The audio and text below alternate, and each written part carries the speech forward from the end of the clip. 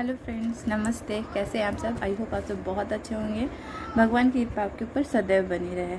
अब तक आप हमारे इस चैनल में ग्रहों की दुनिया में मेरे पापा जी के माध्यम से मेरे ज्योतिष शास्त्र में जो मेरे गुरु रहे वो मेरे पिता ही रहे। उन्हीं के मतलब वो आदर्श भी मेरे रहे और गुरु भी मेरे वही रहे। उन्हीं के वजह से जो भी मैं अब तक ज्योतिष विज्ञान में जो भी ज्ञान अर्जित कर सकी हूँ उनके उसका सिर्फ और सिर्फ माध्यम मेरे पापा जी ही रहे। तो इसलिए मेरे ऐसे भी कहा जाता है कि बच्चे का प्रथम गुरु माता पिता ही होते हैं। तो प्रथम नहीं, मेरे अब तक के गुरु मेरे पिताजी ही हैं, खास करके ज्योतिष शास्त्र में।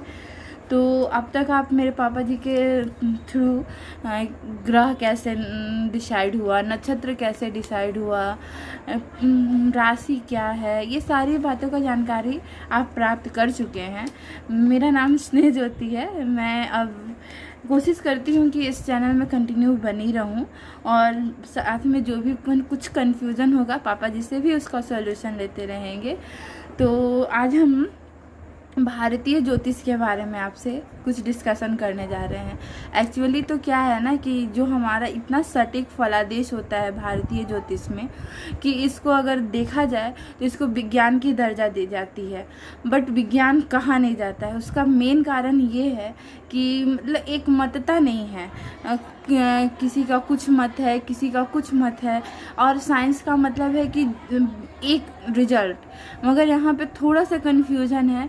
रिजल्ट डिफरेंट आता है, उसका रीजन डिफरेंट है। रिजल्ट एक्चुअली एक है मगर कैलकुलेशन अलग अलग प्रोसेस से होता है, तो उसका अलग ये आता है। बट साइंस का और आर्ट्स या कहिए तो उसका बस यही डिफरेंस है कि आर्ट्स में अलग अलग आंसर हो सकते हैं मगर साइंस का आंसर सिर्फ एक होता है। प्रोसेस कोई भी हो, आंसर एक हो, मगर एक मतता ना होने के कारण हमारे यहाँ आंसर में भी डिफरेंसेस आ जाता है। तो ये हमारी भाग्यहीनता कहा जा सकता है कि साइंस होते हुए भी इतना मतलब प्रॉपर परफेक्ट होते हुए भी साइंस का दर्जा नहीं मिल सका। और भारतीय ज्योतिष का स्वरूप, इसका विकास कैसे हुआ, हमारे मानव जो हम इंसान हैं, हमारा सबसे बड़ा डिमेरिट कहिए चाहे खूबी कहिए, ये है कि हमें जितना मिलता है उतना में हम संतुष्ट नहीं होते। हमें और चाहिए, मतलब जिसके पास जितना है उससे एक्स्ट्रा चाहिए होता है। ये मानव जीवन का नेचर है, ये इसका गुण है। और इसी गुण के वजह से हमारे भारतीय ज्योतिष का विकास हुआ। हमारे मानव मस्तिष्क में बहुत सारे प्रश्न उठे। ग्रह क्या है, नक्षत्र क्या है, तारे क्यों टूटते हैं, पुच्छल तारे क्या हैं, कुछ दिनों में तारे विलीन कैसे हो जाते हैं, सूर्य प्रतिदिन पूर्व दिशा से ही क्यों निकलते हैं, ऋतु क्रमानुसार ही क्यों होते हैं। ये सारे जो क्वेश्चन है, ये सारे क्वेश्चन ही हमारे ज्योतिष के उद्गम का माध्यम बने। हमसे पहले जब हमारे ऋषियों के मन में यह सवाल आया तो हम तो उतने ज्ञानी नहीं रहे, मगर उनके पास एक साधना जैसे कीमती उनके पास था माध्यम। तो उस अपने साधना के माध्यम से जो आज के डेट में वैज्ञानिक खोज के निकालते हैं, ये पुच्छल तारे हैं, ये फलाना है, ये बहुत सारे जो डिटेल्स निकालते हैं, वो हमारे ऋषि मुनि पहले ही इसको लिखित रूप में, सिर्फ मौखिक ही नहीं रहा, लिखित रूप में भी वो हमें बता चुके थे। क्योंकि वो उन्होंने ध्यान के माध्यम से वो सारा चीज़ का पूरा डिटेल्स क्लियर बता चुके थे। और उसी से ज्योतिष विज्ञान का उद्गम हुआ, वहीं से स्टार्टिंग हुआ। ये प्रश्न ही किसी भी आविष्कार के पीछे एक सिंपल सा छोटा सा प्रश्न होता है जो किसी के आविष्कार का, बड़े बड़े आविष्कार का माध्यम बनता है। तो वही एक छोटा सा प्रश्न ज्योतिष विज्ञान का स्वरूप, मतलब विज्ञान तो नहीं कह सकते हैं, शास्त्र का उद्गम का मतलब आविष्कार का माध्यम बना। मनोवैज्ञानिक दृष्टि से देखा जाए तो भी यही कारण है, क्योंकि मनोविज्ञान को विज्ञान की तो दर्जा मिली है, तो उनकी दृष्टि से देखा जाए तो यही रीज़न रहा है। क्योंकि मानव के अंदर जो भी कोई रहस्यात्मक कोई चीज़ होता है तो उसको जानने की बहुत प्रबल इच्छा जागृत हो जाती है। उस रहस्य को जानने के पीछे जब मानव उसके पीछे एकदम लग्न से लग जाता है तभी किसी चीज़ का आविष्कार हो जाता है। और ये हमारे ज्योतिष के आविष्कार का मुख्य कारण रहा, जिसे मनोवैज्ञानिक लोग भी शास्त्र की उत्पत्ति ज्योतिषाम सूर्यादि ग्रहणाम बोधकम शास्त्रम से की गई है, अर्थात सूर्य आदि ग्रह और काल का बोध कराने वाला शास्त्र को ज्योतिष शास्त्र कहते हैं। इसके अंदर सूर्य, ग्रह, नक्षत्र, उनके चाल, वो कितना दिन में कितनी दूरी तय करते हैं, कितने स्पीड से चलते हैं, जो हमारे आज के डेट में आई थिंक फिजिक्स का जो टॉपिक रहा है वो एक तरह से इसके अंदर ऑलरेडी था। इसका स्वरूप कैसा है, इसका कलर कैसा है, ये कौन सा ग्रह कौन से प्लैनेट के चारों तरफ घूमते हैं, मतलब टोटल चीज़ जो है ग्रह, नक्षत्र, राशि, ये सारा चीज़ जो जिसके अंदर एक जगह समाहित हो उसे ज्योतिष शास्त्र कहते हैं।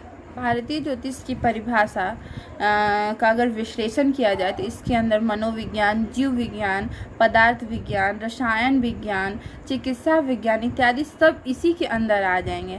इस शास्त्र की परिभाषा भारतवर्ष में समय समय पर विभिन्न रूप में मानी जाती रही है। सदूर प्राचीन काल में केवल ज्योति पदार्थ अर्थात ग्रह, नक्षत्र, तारे आदि के स्वरूप विज्ञान को ही ज्योतिष कहा जाता था। उस समय सैद्धांतिक गणित का बोध इस शास्त्र में नहीं होता था, क्योंकि उस काल में केवल दृष्टि पर्यवेक्षण द्वारा नक्षत्र का ज्ञान प्राप्त किया जाता रहा था। ब्राह्मण और आरण्यकों के समय यह परिभाषा और विकसित हुई तथा उस काल में नक्षत्र की आकृति, गुण एवं प्रभाव का परिज्ञान का प्राप्त करना ज्योतिष माना गया।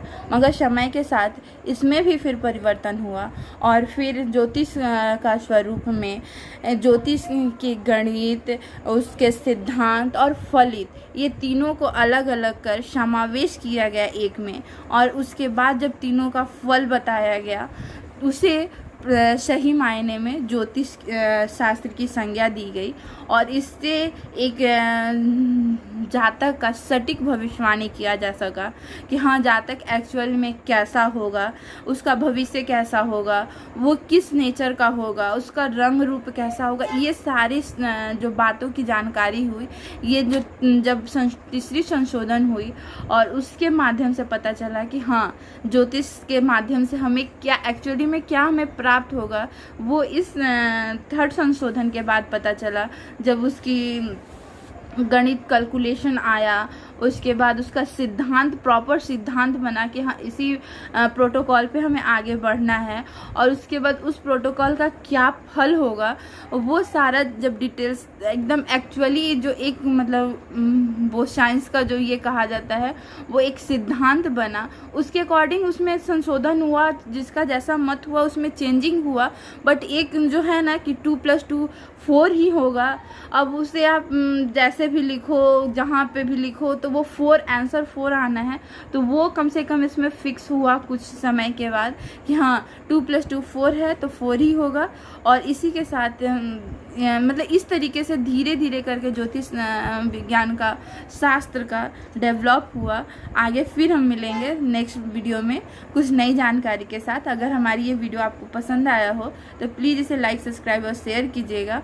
हम भी खुद सीख रहे हैं अभी फ़िलहाल, और साथ में पापा जी बोलते हैं कि जो सीखने वाला है ना उसके अंदर तरह तरह के क्वेश्चन उठते रहते हैं। वो जिस चीज़ को जिस बारीकी से समझ सकता है वो समझाने वाला मे भी उस पॉइंट ऑफ व्यू से ना सोचे जिस पॉइंट ऑफ व्यू से एक विद्यार्थी सोच रहा है, इसलिए इसके अंदर ज़्यादा मतलब क्लियरिटी होता है। तो मैं सोची कि चलो मैं सीखती हूँ, साथ में आपको भी बताती हूँ कि हाँ क्या है, आखिर आपको इससे परिचित करती हूँ। अगर हमारा वीडियो ये अच्छा लगा हो, ग्रहों की दुनिया का ये टॉपिक अच्छा लगा हो तो प्लीज़ इसे लाइक, सब्सक्राइब और शेयर करना बिल्कुल मत भूलिएगा। सब्सक्राइब अगर आप फर्स्ट टाइम आए तो पक्का सब्सक्राइब करके ही आगे बढ़िएगा। इसमें आपको ऐसे ही रोचक और अच्छी सही जानकारी आपको मिलेगी। फिर मिलते हैं नेक्स्ट वीडियो में, तब तक के लिए नमस्कार।